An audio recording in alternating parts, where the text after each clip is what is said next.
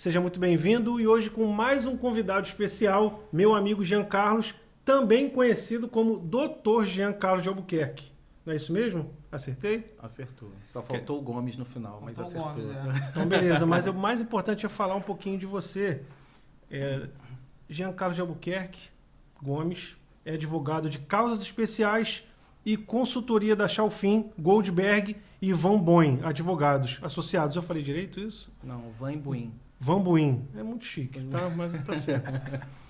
Autor do livro, que inclusive já está ali para me dar de presente, né? Que eu já estou vendo, já estou antecipando. Resolução online de controvérsias, como implementar o acesso à justiça digital. Professor doutorando em Direito Processual na UERJ, mestre em Direito Processual pela UERJ e membro do Instituto Brasileiro de Direito Processual. É isso mesmo? Tá certo? Certo. E também estou aqui, antes de eu te dar a palavra, falar com o Ângelo Rocha Taide, arquiteto, mas também meu primo, também família. E ele está aqui como herdeiro, né? Então ver se eu ganho alguma coisa do meu sogro, né?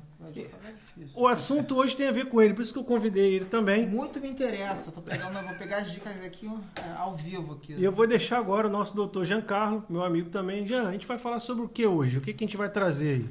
Hoje nós vamos conversar um pouco sobre inventário, que é um ponto que é desconhecido das pessoas normalmente, né? Os brasileiros não têm muito esse costume, especialmente aqui na nossa região, né? As pessoas falecem e vão passando os imóveis sem que efetivamente façam um inventário, que é o procedimento necessário para regularização. Mas antes de entrar nesse assunto, quero primeiro te agradecer o convite, dizer que é uma honra estar aqui com vocês. Te entregar então o livro que você já adiantou. Opa! Né? Um presente para você. Espero que você goste. Muito bom, obrigado. Vou gostar sim, com certeza. E é isso, vamos bater um papo descontraído, né? E interessante, com perguntas interessantes, que a gente possa explicar para todo mundo, né, como funciona, pelo menos que, obviamente, a gente não esgota o tema, mas nós vamos ter aqui um bate-bola interessante. Assim, eu levo para brincadeira, a gente sabe que a gente brinca porque a gente tem intimidade para isso. E essa conversa começou lá em casa. Essa conversa começou numa mesa, né? A gente jantando e falando sobre seguro de vida, sobre o que fazer pós-morte, né? No caso do falecimento, como vai ficar a esposa, instruções, tudo mais. Na hora a gente não quer falar sobre isso, na verdade a gente nunca gosta, até porque minha mulher tem uma péssima mania de falar que sonhou comigo morrendo. Eu falei, por que você não sonha com você morrendo? É sempre comigo. Então ela quer que eu faça seguro de vida, quer que eu faça tudo. E Jean lá em casa já me cortou e falou, não, mas o certo é você mesmo fazer. E para minha família, as instruções já estão prontas, tá tudo certinho. Planilhado no Excel ali, pendrive, impresso. Ele falou, inclusive, que deixou impresso no momento da comoção, né? Eu lembro dessa conversa. Não tem uma instrução ponta a ponta ali, é só abrir e pegar. É por aí mesmo? Tipo, Dani, antes de me enterrar, pega essa instrução aqui. A verdade é que ninguém está preparado para a morte, né? E aí eu digo preparado emocionalmente. Sim. E aí, obviamente, você vem com aquele turbilhão de coisas quando uma pessoa falece dentro da tua família. Uhum. E se você não tem um mínimo de instrução, né? Se você não É o meu caso. Você vai ter muitos problemas. Então, na minha casa, o que eu fiz foi, eu tenho um arquivo em que eu descrevo efetivamente o que ela precisa fazer caso eu venha morrer de uma hora para outra. Então, obviamente, isso não é algo legal, mas é algo que ajuda num momento difícil. Porque você já tem tantas coisas administrativas e burocráticas para resolver no caso de morte, que se você for pensar efetivamente em tudo, né? E como é que vai ser aquela conta? Mas eu não tenho acesso, eu não tenho senha, ou eu não sei sequer o que o meu marido tinha, o que nós tínhamos. Eu acho interessante que parece um papo assim burocrático, né?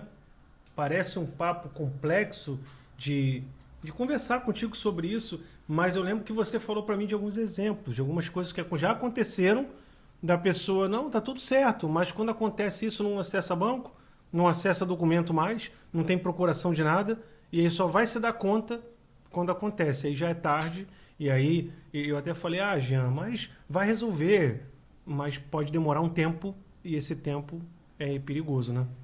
Especialmente quando nós temos filhos menores, em que dependem efetivamente de nós, é muito complicado você aguardar um alvará judicial para levantar um valor de uma conta, que é um procedimento específico que você pode fazer dentro do inventário. Mas o que resolveria isso? Talvez um seguro de vida, que foi o que a gente estava falando naquele dia, né? Um seguro de vida cobriria as despesas não só do procedimento de inventário, que não é um procedimento barato, normalmente, isso, né? Existe um custo envolvido, Sim. como também seria possível que a sua família, né, tivesse acesso a um dinheiro, pelo menos por um tempo, para que pudesse se organizar até o término daquele procedimento, né? E aí, já entrando no nosso tema especificamente, o inventário ele pode ser judicial ou extrajudicial. E existem caminhos diferentes para isso. Então, o inventário ele tem requisitos para ser extrajudicial. Um desses requisitos que impossibilita de ser extrajudicial é se tiver briga. Então, se os herdeiros estiverem brigando ou tiver algum tipo de divergência, não pode ser extrajudicial. Mas qual a diferença? A diferença é que um procedimento judicial normalmente leva muito mais tempo que um procedimento extrajudicial. Sim. Né? E esse extrajudicial ele é feito diretamente no seu escritório com um reconhecimento de firma ou passa-se de alguma maneira... Acho que não passa por nenhum órgão jurídico, porque o nome já diz, né? Se ele é extrajudicial, é amigável. Depende, não. É extrajudicial porque é feito em cartórios que são serviços delegatários do poder público, né? Mas não é o judiciário em si. Mas em alguns casos, por exemplo, antigamente, há pouco tempo atrás, até 2024, nós não podíamos fazer inventário se tivesse menor. Esse era também um requisito negativo para fazer extrajudicial. E aí veio uma resolução do CNJ dizendo que pode, sim, fazer extrajudicial se tiver menor, desde que aquela minuta de escritura com a partilha dos bens seja submetida ao Ministério Público. Sim. Então, ontem, por coincidência, eu terminei um inventário em que tinha uma menor e foi tudo extrajudicial. Então, demos toda a entrada em toda a documentação, com todas as certidões, todos os impostos pagos, com uma minuta de partilha, resguardando os direitos, obviamente, desse menor. E aí, com tudo isso pronto, esse procedimento foi encaminhado para o Ministério Público e o promotor de justiça analisou e deu o parecer favorável para que aquela escritura fosse realizada de forma extrajudicial. Sim. Veja, isso tudo em 4 meses. Se fosse judicialmente... Judicial eu não teria nem, talvez eu não teria nem o cítice do juiz. É mesmo? Assim, é um pouco de exagero. Tá? O cítice teria, mas... Tecla SAP, por favor. Tecla SAP. Não teria... Cítice é o relógio dele? Não teria o despacho inicial. Sim, sim. Nem abriria o caso, no caso. Assim, o judicial é bem mais demorado. Sim, tá. Mas assim, eu confesso a você que estou me sentindo na novela Vale Tudo, César e Olavo, né? Tá igual aquele podcast, depois bota um pedacinho de como é que pode parceiro, tá igual pode parceiro. Mas é interessante, cara. Eu queria que você falasse um pouquinho também do seu livro, porque você falou que foi uma tese do doutorado, né? Foi a dissertação do mestrado. Do mestrado? O doutorado eu ainda estou fazendo. E eu vejo, com certeza, muita gente está vendo também nas suas redes sociais, você sempre está postando sobre IA, sempre está postando sobre os direitos legais via online, né? Que a gente sabe que, poxa, tudo se resolve pela internet, já tem contrato digital com validade jurídica. Mas o que você, assim, pudesse falar um pouco sobre essa obra que você desenvolveu para a gente? Então, esse trabalho foi um trabalho de bastante fôlego que eu precisei fazer por conta da dissertação do mestrado, né? Eu tive aí 1 ano e meio, mais ou menos, para escrever, para concluir, então, o meu mestrado. E ele fala basicamente sobre a necessidade, sobre tentar tirar as questões do judiciário e levar para plataformas online. Então, foge um pouco do nosso objeto aqui, né? Vamos fazer esse parêntese só para as pessoas não ficarem confusas, mas sim. O trabalho resolução online de controvérsias. Eu, com um simples computador, ou um simples celular, melhor dizendo, ou computador, eu posso acessar uma plataforma, colocar ali a minha demanda Sim, sim. e ali resolver administrativamente. A grosso modo seria isso, tá? E aí, obviamente, nós temos vários benefícios decorrentes dessa atitude, seja, você não precisa se deslocar para o judiciário para uma audiência. Sim. Nisso que você não se desloca, você evita o custo desse deslocamento. Você evita a emissão de um CO2, se a gente for falar de meio ambiente. Então, você está evitando isso, seja do ônibus que você pegaria ou do teu carro, né? A não ser que você vá de bicicleta, mas ninguém vai usar bicicleta para ir, né? Sim. Você está me dizendo que, então, são deferimentos autônomos por IA? Não, não é por IA. A IA é agora eu vou trabalhar IA no meu doutorado. Sim. Porque a minha tese de doutorado envolve inteligência artificial. Então você fala de, na verdade, um aplicativo, um software administrado Isso. por humanos, Isso. mas que pudesse ser menos burocrático e mais ágil. Exatamente, que 100% resolvesse as online. demandas. Tudo começou, a resolução online de controvérsias começou com o eBay, né, nos Estados Unidos, que é uma plataforma de e-commerce, né, acho que muitas pessoas conhecem. E isso foi trazido para o Brasil. E hoje nós temos no Brasil uma plataforma governamental que chama consumidor.gov.br, em que você vai lá, coloca a tua demanda. Se a empresa está cadastrada, ela tem até 10 dias para responder. Sim. E ali talvez você resolva. Eu posso te dizer porque eu fui e sou usuário dessa plataforma. Sim. Então, em que pese eu seja advogado, eu não saio processando todo mundo por qualquer coisa. Eu acho que existem questões que podem ser resolvidas administrativamente entre as partes, Sim. De forma que você evite o custo do judiciário, porque o custo do judiciário é um custo da sociedade. As Sim, pessoas sim. acham que é de graça. Não, não é de graça. É um custo. O judiciário ele é mantido, seja por impostos, seja por pagamento de custas das partes. E é caro, né? Funciona, na verdade, como um boletim de ocorrência que a gente faz hoje online, que você bota ali a demanda. O boletim de ocorrência também é online. É basicamente Mas isso. ele Você quer vai lá. a jornada completa, né? Não só o informe, mas ele quer o deferimento, a conclusão do processo, sem a pessoa precisar ir para nenhuma instância. Isso, e não é exatamente não é um processo, é um procedimento administrativo que você faz de resolução, tentar resolver aquela controvérsia de forma amigável. Para você ter ideia, o judiciário está investindo tanto nisso, na verdade, não só o judiciário, mas o poder legislativo, porque vem trazendo mudanças, né, para a nossa legislação. Sim. E os órgãos estão muito preocupados com a alta demanda que tem o judiciário hoje, né? O volume é muito grande. Sim. Hoje, para vocês terem ideia, nós temos no Brasil algo em torno de 83 milhões de processos ativos. Meu Deus do céu. É muita coisa, né? Então, todo mundo investe muito e busca investir muito nisso. Certo. Essa plataforma governamental, eu acho que ela é pouco explorada, mas acho que é muito importante que as pessoas conheçam e tentem resolver administrativamente. Sim. O Poder Judiciário no Rio de Janeiro, que é o Tribunal de Justiça do Rio de Janeiro, tem um incentivo que se a pessoa, e aí não é pela plataforma governamental, mas é por um centro de conciliação e mediação que eles têm. Se você tem uma demanda, imagina que você quer processar o Ângelo por numa ação de cobrança, um exemplo. Tá? Ele te deve e você quer cobrá-lo. Se você tenta, primeiro, com esse centro de conciliação e mediação, você comprova isso no processo que você tentou, ao invés de você pagar as custas judiciais em 4%, você paga 3% Sim. de taxa judiciária. Sim. Acho que foi um bom parênteses, porque realmente é o futuro, né, Jean? Não tem pra onde Exatamente. Mas assim, tem aqui do meu lado alguém que está muito preocupado, né, com a sua herança. É um herdeiro, né? É um herdeiro e está perguntando já aqui, deixou uma pergunta nos bastidores dizendo assim: Quanto tempo demora para sair o inventário? Que ele já está preocupado, né? Eu tava até vendo essa questão de extrajudicial, ainda bem que minha cunhada é igual se fosse irmã. Então não vai ter briga, tudo amigável. Ah, você que pensa.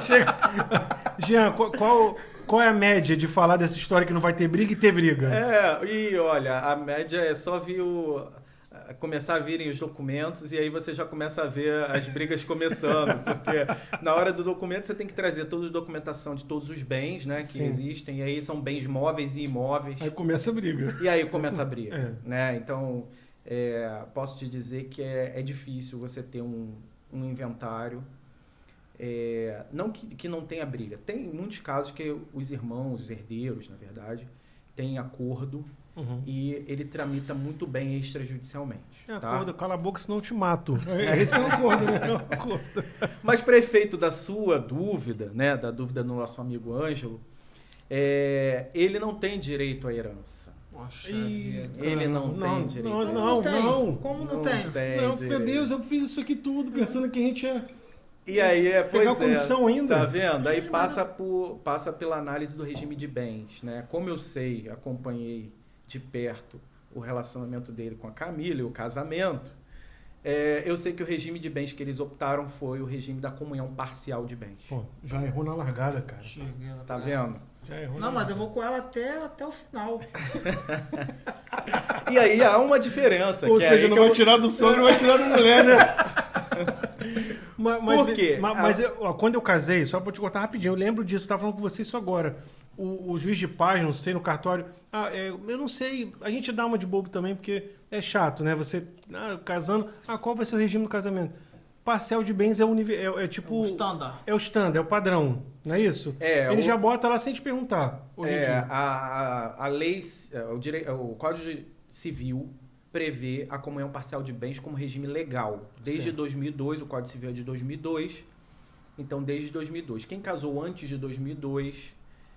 normalmente o regime legal era a comunhão universal de bens. Então, você vai ver muitos casais que provavelmente o seu sogro é casado na comunhão universal de bens. Por quê? Porque na época, né, antes de 2002, esse era o regime legal. E eu concordo contigo, eu acho que as pessoas pouco falam sobre isso, pouco discutem, não tem hábito de fazer o pacto antinupcial. O que é o pacto antinupcial? É você dizer que quer um regime diferente para o teu casamento.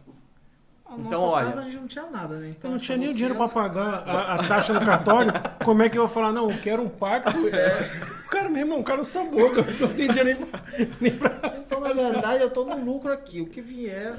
Então, mas aí, Mas diga mais sobre isso, sobre esse pacto antinupcial? Isso. Na verdade, isso é muito comum quando as pessoas já têm...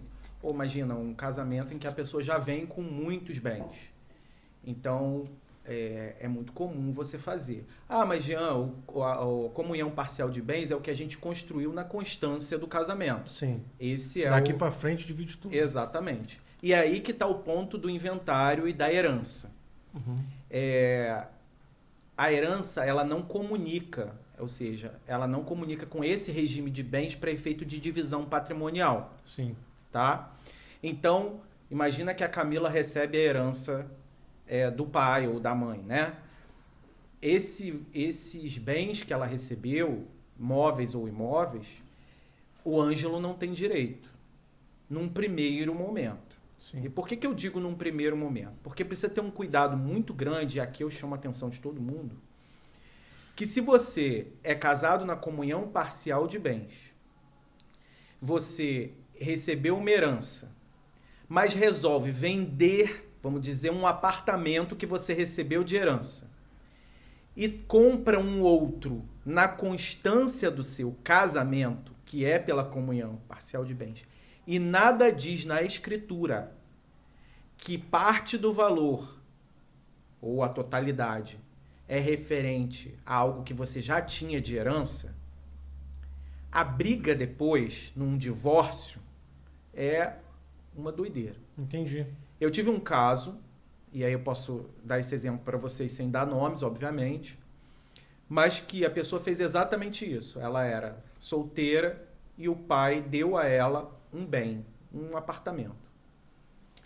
Quando ela casou, eles moraram de aluguel um tempo, o apartamento era muito pequeno, Eles moraram de aluguel um tempo e resolveram comprar um terreno para construir. Quando foi comprar o terreno tinha um valor mais alto. O que, que ela faz? Vende o apartamento dela. E traz o bem para a compra desse terreno. O dinheiro. Pois bem, não coloca nada na escritura. 30 anos depois, eles resolvem se separar, se divorciar. O que, que aconteceu? Ele queria metade de tudo. Não só da casa que eles construíram, porque depois eles de fato construíram, e aí sobre essa benfeitoria ele tem, obviamente, o direito, Sim. mas sobre a parte que ela trouxe da herança, ele não teria. Sim. E aí foi uma briga muito grande, até que no final eles chegaram num acordo e conseguiram resolver de forma que ficou bom para os dois. Tá? Isso é um detalhe, né? Um detalhezinho. Um detalhe. É um detalhe de alguns centenas de milhares de reais, né? Porque Exatamente. 300 mil que você botou ali, que você já era. Você... E não tem como... A não ser que você consiga provar, né? É preciso provar. Ah, não, eu trouxe esse dinheiro... E aí você precisa de prova. 30 anos depois é muito difícil você ter esse tipo de prova, né? Sim. Então, vamos pensar que você tenha, no mesmo ato da venda, você tem a compra e venda ou a escritura, né? Dizendo que eu vendi aqui e trouxe esse dinheiro e botei para cá, e uma próxima da outra. São indícios que você pode usar, né? Para mostrar que não, eu trouxe o dinheiro todo para cá. Mas uma dúvida, assim, você falou que ele não vai ganhar nada, beleza. Mas vamos ver na situação, os sogros faleceram, foi para esposa. Era uma universal, mas agora veio para parcial, foi para ela. Ela falecendo, isso vai para ele ou vai para a família dela? Porque é parcial, né? Foi depois. Você diz o quê? O montante, a herança... Não. Como funciona? Quando os sogros dele falecerem, o patrimônio, o espólio passa a ser do patrimônio e as herdeiras são a Camila e a Carolina. Vamos botar se tivesse uma filha só, para ficar mais fácil, assim, só Camila. Então, Camila. Se a Camila falece, antes do inventário acabar, o que precisa ser feito? Você tem que trazer para os descendentes da Camila. Sim. Então, quem vai ter direito à parte são as filhas. Ele continua não tendo direito. Grilo tá difícil pra mim. Por isso que eu vou ficar com ela até o fim, que eu vou pelo menos até o final. O melhor não é ter, é ser amigo de quem tem. Né? Exatamente. Mas o que acontece? Quanto tempo demora isso? Porque nessa explicação tua faltou o tempo, enquanto o inventário não sair, que você falou. Então, o inventário, é muito difícil dar um prazo para o inventário. Então, eu preciso fazer só uma separação, novamente, sobre o judicial e o extrajudicial. O extrajudicial, porque tudo vai depender da quantidade de herdeiros, da quantidade de bens. Se você tem bens só numa localidade, ou se você tem em outros locais. Se está tudo registrado. Se está tudo registrado. De renda, se você tem escritura deles. Sim. Se as escrituras estão registradas ou não estão registradas. Então, existem muitos... desafios assim na construção desse inventário. Exatamente. Por isso que você fala que o teu tá tudo certinho, porque você não quer que sua esposa passe por isso. Não, aí mais ou menos. Meu tá certinho, são as instruções para ela, né? Que eu deixo tudo escrito do que ela precisa fazer. Número 1, não case. Não. Falei que casar, ela pode até casar, mas ela tem que casar na comunhão, na separação total de bens. Sim. Que fique bem registrado, que eu falo isso para todo mundo, né? Então agora está registrado num podcast que ela não tem problema nenhum dela casar, desde que ela case na separação total de bens para preservar não só ela, mas também a minha filha. Sim. Né? Então isso é muito importante. Mas a questão do tempo, por isso é muito difícil dizer. Agora, Jean, o que é mais rápido, o extrajudicial ou o judicial? Certamente o extrajudicial. Aí, quanto tempo tem levado para você fazer? Eu fiz um inventário de 10 herdeiros que levou 1 ano. Mas só levou 1 ano no extrajudicial porque nesse meio de caminho eu precisei de um procedimento judicial de retificação de óbito. Talvez fosse mais rápido. Por quê? Porque você precisa tirar todas as certidões de todos os herdeiros. Que é retificação de óbito? O cara não morreu? Não, morreu mais ou menos. Ele morreu, só que ao invés de constar que ele tinha 3 filhos, constou que ele tinha 2 filhos. Sim, sim. É isso que eu vou constar. É um filho só, uma filha só que meu sogro tem. Anota aí, retificação. Retificação. Bacana, bacana. Então, porque a ignorância, né, nossa, pensa o seguinte: não, eu não quero nada extrajudicial. Isso aí é safadeza, isso aí é para não ficar oficial, isso aí é para não ir pro juiz, é para tentar me enrolar, me engabelar. Eu não sei se. Eu acho que os ignorantes pensam assim. Quando vão fazer extrajudicialmente, o advogado está aconselhando isso para velocidade de todos, né? Para todo mundo receber, inclusive ele, o advogado. Mas não tem gente que fala isso, não quero tudo diante da capa preta lá do juiz, que eu quero que ele saiba de tudo. Então, eu normalmente apresento para as partes, quando chegam para mim, a possibilidade de fazer extrajudicial e mostro o porquê de fazer extrajudicial. E aí explico tudo isso. Sim. E falo que, hoje em dia, você não deve imaginar que tudo deve ser feito por um juiz. Se o poder público previu, né, já expressamente, legalmente, a possibilidade de você fazer num cartório de notas, veja, o extrajudicial não é um acordo entre eles. Sim. É tudo que se faz no judicial, só que de forma extrajudicial num tabelionato de notas, num cartório de notas. Tudo e depois essa escritura vai ser levada ao registro ou aos órgãos competentes. Mas não existe essa objeção assim da pessoa achar que você está tentando engambelar ela, sei lá, de alguma maneira? Nunca me falaram isso, nunca me retrataram isso. Mas acredito que pode ser até um receio de alguém que não tenha falado. Para mim, é claro que você falou da educação, que é mais importante. Você educa o cliente, mas parece um acordo de advogados. Exemplo assim, é um advogado que quer fazer um acordo comigo, ele vai ficar com aquela sensação que ele poderia ganhar mais se a coisa fosse para uma instância maior. Na verdade não tem o ganhar, porque o que está ali é o que vai ser partilhado. Sim, sim. E a partilha ela vai ser de acordo com o que determina a lei. Na verdade, seja no judicial ou no extrajudicial. Então, aí tem que analisar todo o regime de bens para saber qual é a cota-parte de cada um dessa herança. Mas, normalmente não, sempre é feito de acordo com a lei. Sim. E a partilha é feita idêntica ao juiz, só que anda mais rápido. Sim. Na verdade, perde no judicial, né? Que perde tanto tempo que... e você, no judicial, você vai pagar custas judiciais. Sim. Mas você paga também as custas cartorárias. Tá, mas você paga as custas cartorárias menores do que você pagaria no judicial. Eu fiquei sabendo também que o serviço do advogado é em média 5% do valor total do inventário, né? Isso vai depender do tamanho do monte. O que é o monte? O monte é o espólio, é o que tem de bens. Sim. Então, o percentual ele vai decrescendo à medida em que o monte vai crescendo. Entendi. Tá? Mas o que estabelece a tabela da OAB é algo em torno de 5% do valor do monte. Não posso já orientar a fazer uma planilha não, meu sogro? Vou facilitar minha vida? Para facilitar, pode colocar todos os bens, listar tudo que tem. Eu já estou pensando em fazer Isso direito para ganhar a comissão do espólio. Tipo assim, vou investir numa faculdade de direito aí, 50 mil, né? Se o cara tem 10 milhões, já vou investir em 4. É um investimento, né? Não, com certeza. Um bom investimento. O direito é muito bom. E não só para o inventário, mas para várias outras atividades. Qual a principal dica, Jean, que você passa assim para quem quer deixar os bens organizados, para não passar por isso, para tentar agilizar, sabe, a vida? Eu sei que você fala isso não é por uma burocracia, por uma formalidade, é porque você não quer atrasar a vida de ninguém, né? Eu acho que a gente que vive em sociedade, a gente pensa, né, em não ultrapassar o sinal vermelho, né, não respeitar as leis para que a gente possa conviver em harmonia.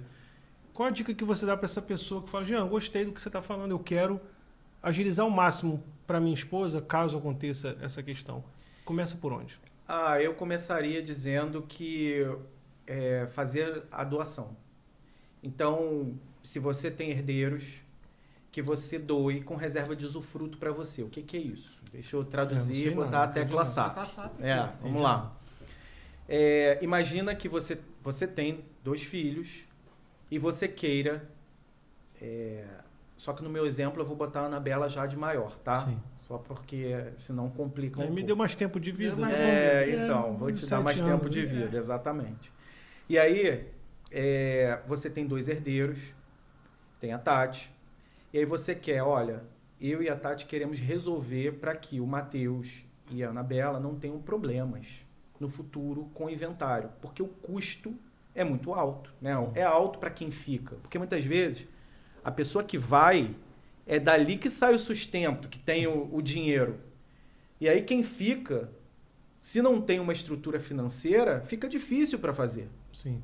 Por isso que o brasileiro vai deixando tanto para frente e acaba fazendo vendas de imóveis sem a regularização necessária, sem a escritura, né? Faz aquele contrato de compra e venda de gaveta, que é o que a gente vê muito.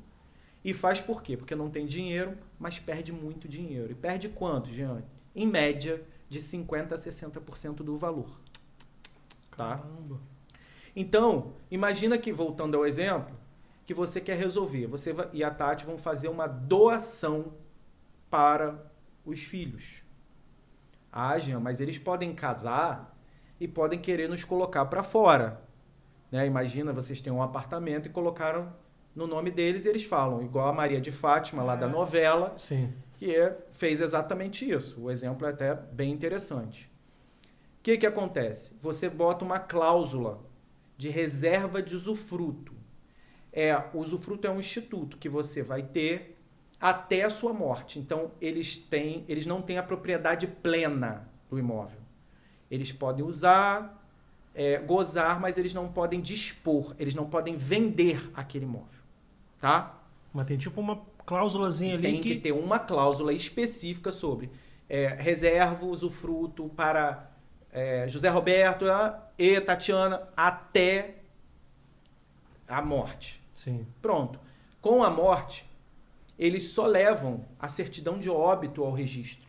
E já passa para o nome E dele. já passa para o nome deles. Porque, na verdade, já vai estar no nome deles. O que vai acontecer é que vai retirar aquela cláusula de usufruto, né? E vai constar. E aí sim, eles podem vender, eles podem fazer o que quiser, mas não precisam passar pelo procedimento de inventário. Então não tem inventário. Não tem inventário. Então você está dizendo que o eu melhor tô falando caminho... de imóvel, né? Ah, tá. O melhor caminho é não ter inventário, então, né?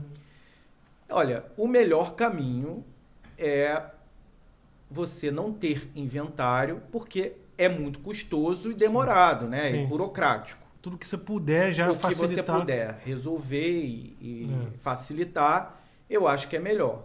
Mas também, volto a te dizer, não é uma cultura. Eu fiz um inventário até de uma cliente daqui, da região, e ela tinha alguns bens e resolveu, era só ela e a filha. Né? O pai faleceu, o marido faleceu. O que ela faz? Eu fiz um inventário do marido, né? E logo em seguida que a gente termina o inventário, ela já faz a doação, ato seguinte, no cartório, ela faz a doação da parte que cabia a ela para a filha. Exatamente nesse sentido. Vamos fazer uma doação com reserva de usufruto. Por quê? Ela falou, Jean, ela não vai ter condições depois de fazer. Sim. Então eu quero já deixar tudo organizado para que depois ela não tenha essa dor de cabeça. Sim. E para isso ela realmente não teve. Né? É óbvio que se você tem dinheiro em conta, esse é uma outra situação que entra no inventário. Porque, como eu disse lá Isso no início, não tem como, né? São bens móveis e imóveis. Sim. Né? Isso não tem como colocar num testamento, assim, ó, meus fundos ali de poupança, de investimento, metade pro meu filho e metade pro outro.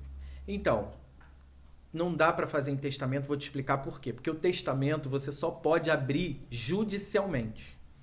Então você não tem testamento. Eu não tenho testamento. Isso era uma dúvida também que eu tinha. Inventário não é testamento. Não, inventário não é testamento. Testamento é uma disposição de última vontade que você faz num cartório, pode se fazer público ou privado, mas eu aconselho sempre fazer público para evitar a alegação de nulidade. Sim. Então, sempre é importante que você vá ao cartório acompanhado de um advogado que possa te instruir, né, como fazer isso. E aí você vai lá colocar para quem você quer doar, mas você tem limitações. Sim. Você não pode doar, por exemplo, tudo que você tem. A lei determina que você tem que resguardar o que a gente chama de legítima dos herdeiros. Sim. Então, a legislação brasileira estabelece que você tem que deixar obrigatoriamente uma parte para os seus filhos. Entendi. Tá? Então, testamento é diferente de inventário. Sim. Agora, falando sobre as últimas notícias aí, você viu aquele bilionário que morreu e deixou tudo pro Neymar? Você ficou sabendo disso? Não. Teve uma notícia que saiu, bilionário em Santa Catarina deixa a herança toda para Neymar Júnior. Se não era da família, não era nada. Era uma vontade que ele falou que tinha, ele fez um testamento e deixou. Não, ele Isso pode procede? deixar... O que procede é se ele deixou respeitada a legítima, pode. Posso deixar para quem eu quiser. Então, de Então, quanto? Percentual? o percentual de 25% você tem que deixar para os seus filhos. Porque no total você tem 50, né? Imagina que você é casado na comunhão parcial de bens, Sim, duas metade é da sua esposa e metade é seu. Sim. Então, no final das contas, você tem que deixar metade do que você tem, né? Porque 25% você tem que deixar para os filhos. Mas se ele não era casado, então ele vai deixar uma grande parte aí. Talvez não tinha ninguém, né? Pode ser que tinha Porque filho. se não tem ninguém, aí você não tem que respeitar a legítima. Só que assim, e a legítima ela não vai atingir os colaterais, né? Que é primo, irmão, Sim. tio. Família própria. Porque descendente é ascendente e descendente. Ascendente são os pais e descendentes são os filhos, né? Eu gosto de levar também o seu papo pro dia a dia, porque parece que sempre é uma coisa muito inacessível, né? Pro brasileiro médio padrão, né? Assim, ele acaba... muito tempo, minha mãe, meu pai, né? Sempre falava isso. Ah, meu filho, larga negócio de advogado para lá, negócio de pagar imposto para lá. Antigamente a educação era essa, né? Pagar ITBI, passar pro nosso nome e registro. Não precisa não, meu filho. Isso aí depois a gente faz. É como você já tinha falado. E o dia a dia, graças a Deus, né? A evolução é normal, vai chegando, as pessoas vão vendo que isso é seguro para elas mesmo, é segurança para elas. Mas é bom botar no dia a dia situações, se você lembrar de alguma. Eu lembrei a última aqui agora dessa luta da Spaten. Não sei se você acompanhou. Eu vi a confusão. E o que você acha que esse caso pode acontecer? Porque vai acontecer processo atrás de processo ali. Já estão falando, já estão querendo cadeia para o filho do Popó, porque a imagem mostra ali que ele tentou pegar de costa, né, o Vanderlei, depois acertou de frente. E dizem ainda que ele estava com mini soco inglês, que por isso que fez aquele estrago na cara do Vanderlei. O que você acha de quem está certo e quem estava errado, assim, pela observação jurídica?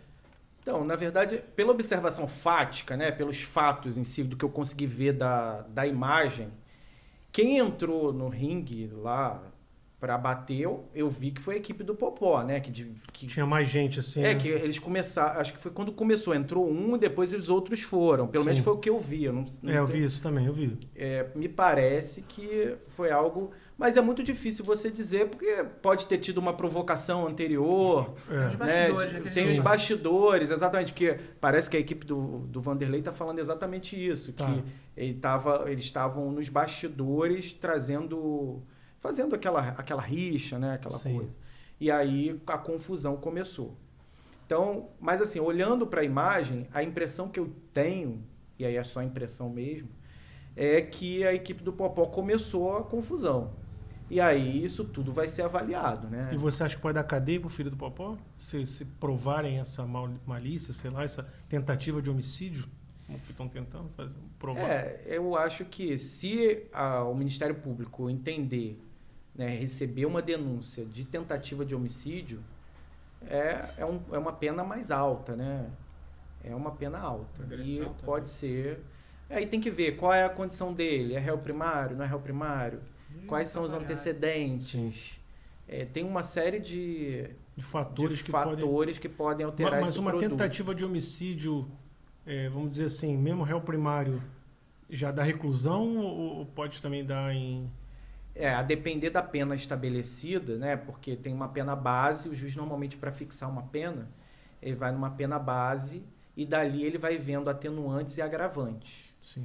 E aí ele vai aplicando isso para aumentar ou diminuir a pena. Então, por exemplo, se ele usou um soco inglês, talvez isso seja um agravante, né, para a situação dele. Porque o cara tomou acho que 8 pontos aqui, o Vanderlei, né, no canto. Foi uma bela de uma briga, né? Uma bela de uma briga. Eu pensei o seguinte, quando eu vi aquilo tudo, do meu lado jurista, né, dos sonhos, eu pensei assim, cara, a Spaten não vai querer pagar nada para eles. Acho que a Spaten vai entrar primeiro na justiça e pela queimação de filme ela pode reter os royalties, né? Tipo, que eles dão milhões para eles estarem ali lutando, né?